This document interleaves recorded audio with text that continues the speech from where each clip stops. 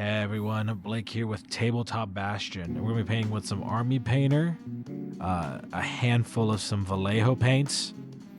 I primed Destro, which is who we're painting, wink, in a Rust-Oleum 2x primer. Specifically gray. I just satin gray. I always use satin for everything because it keeps it from being too shiny, too show-offy. Just that nice flat color.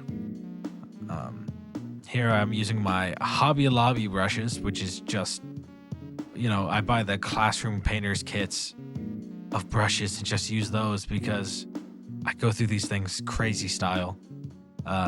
Absolutely demolishing my brushes so often. I don't know how I do it. Maybe it's just my brush discipline being bad, but it's fine. It's fine. We're coping. It's fine. Here I'm going over with German gray on his top.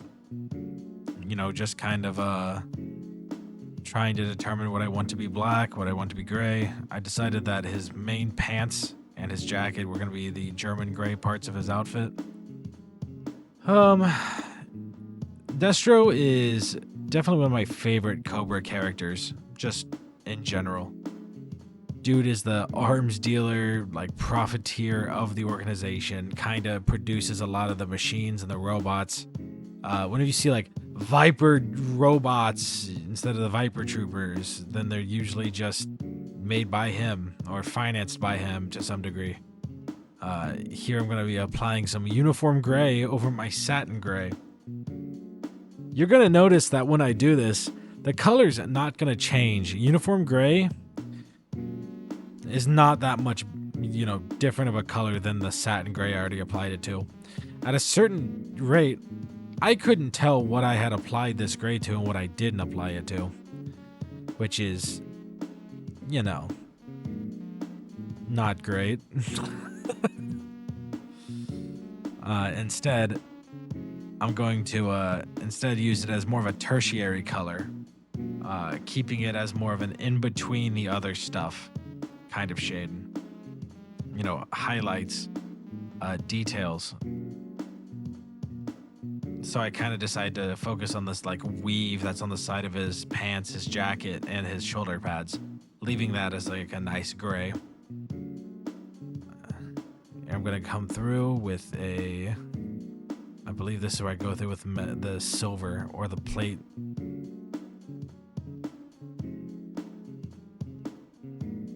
Oh no, here I am applying uniform gray to the boots. Awesome, yeah. You see that? There's literally no point to me doing it because it doesn't change anything. I was just trying to get something to stick, trying to figure out my direction on this model. And I should have really pre-planned it better. And I accept that. I accept a lack of pre-planning as an issue with this. Mainly because if I wanted the grays to be more apparent or if I wanted to serve it more as a highlight, I'm not just doing a black, gray, silver. I don't like that. I feel like that's just too little of a variety of colors. It just doesn't add much. Oh, here I am going around his gray collar with more gray, which is just oof. It's just more of the same. And this is just me mainly saying to myself, look at the model beforehand, pre-plan it a little bit better. This is a mistake that you can make that I definitely made even as a more veteran painter. So instead, I abandon this, right? I look at it and I go, I'm not going to just keep gray tracing. I'm going to go ahead and kind of change up how I want to do things. And this is around the time where I've completely turned what I want to do with this model around. Adding silver to all the stuff that I think looks cool. And I'm going to add silver to more things than I anticipated. Yeah, see that belt buckle? That was on the fly. No idea what was going to do that, but I noticed it and I said, yeah, sure, I can do that. Here I am. And I'm trying to do some cobalt skin on his neck here or something. I think he's bare-chested. And I was like, all right, I'm going to apply this. And it just didn't didn't look good because he has this amulet on his chest. It's just a lot happening. So instead, I'm like, okay, you know what? Abandon whatever I was doing there. Kind of seethe on it a little bit, think about it, really contemplate where I want to push this model, how I want to push this model. Here I am applying red to stuff, just biding my time, letting myself think, looking up pictures of them, saying, okay, I can do this, I can do that. Applying some red around his collar so it looks like the Cobra symbol, which we never miss a hidden Cobra symbol. If it's Cobra, it's red. We gotta remember that, gang. That's an important note for everyone back home. If you're gonna be painting these guys, make sure the Cobra symbol's red, because these guys are the most brand recognizable fighting force on the planet.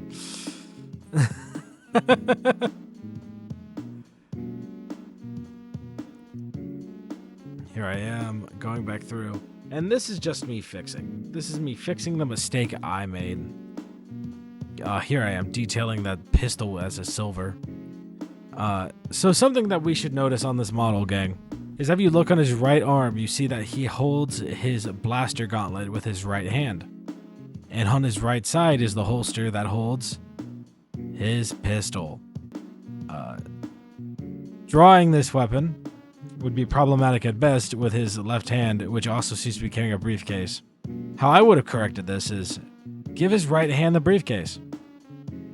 Right? Let him be holding that up, or kind of maybe have it down in the same pose as the other side, and the other side holding the pistol. Oh, here we go. Kitten break.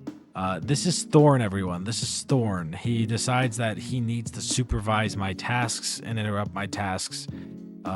Give myself a halfway through break, just making sure that my morale is high, his morale is higher. He has little toe beans and thumbs. So we love him. We love Thorn. He's a little jerk, but at least he catches the vibe.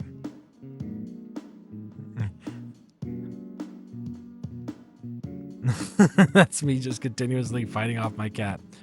And here we are. Shoulder pads, back to gray. So see, I kept some things gray. I didn't just completely abandon it. Here I am detailing with my super thin brush. No, it's not super thin, but it's thin. Here I am deciding. I saw what I did with the holster, and I said to myself, you know what? I can do this for all the bands on the boots. That'll look cool. That'll look neat. So that's what I did. Going through, I don't know if these are like armored bands or if they're just, some sort of like leather straps. Whatever Destro's into, But I made them red because Cobra's red. And that's a really complicated subject. If you notice, I went through and did all this red. I never touched the Cobra symbol on the briefcase, gang. And it was extremely disappointing to me, myself, the dozens of Cobra fans out there. We all really felt like that there was a missed opportunity that almost, was cemented. I did go back eventually, correcting my mistake, but it's disappointing. The whole crew was cheering for him, but I just never went in and did the red for way too long. I should have that Cobra symbol outlined as soon as I started doing his neck piece. Here I am going through with the black detail brush. I kind of decided I didn't want to do the in-between bands. And here I am figuring, screw it, he's in a onesie. These of you look, it's basically from how I painted him from boots to tops. It looks like he's wearing a one-piece onesie built in with the rubber boots. Maybe it is. Maybe it's like a rubber fishing outfit that they use whenever they're in those wading waters. Who knows? It's Destro. He knows what he's doing. I don't. I'm just the guy that paints them. That was a perfect little brush on his eyes. I had absolutely no hatred with how I did that on my first pass.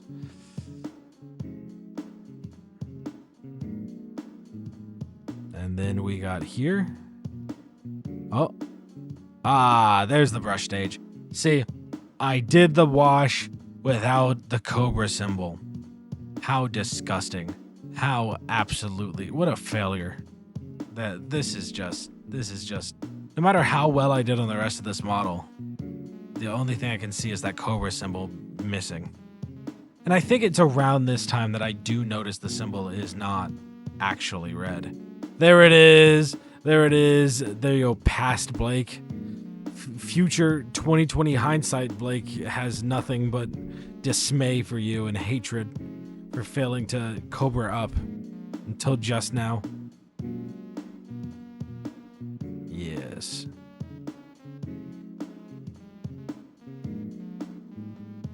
So a lot of these models, what I kind of have issues with is whenever they're all clumped up and tight in on themselves.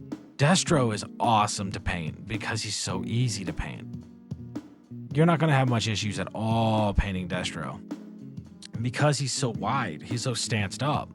And that's what we need on these pre-painted, these pre-assembled models, right? If these guys are going to come out full and fully assembled, we just got to have it so we can access stuff, right? We can paint stuff reliably. Yeah, I'm just doing a few more brushes of the black wash, but overall, would I say to pre-paint or buy this model unpainted? Honestly, I'm gonna go with this is an unpainted model. That's my vote. This has been Blake with Tabletop Bastion. I appreciate you all for kind of stopping in and watching. Destro is going to be the first of the Cobra heroes that I kind of start doing now that I've moved on from the Cobra Trooper box set. Next up, you can expect probably a Dr. Mindbender or a Baroness, depending on my vote. But thanks everyone. You all have a good night, and I'll see you on the next.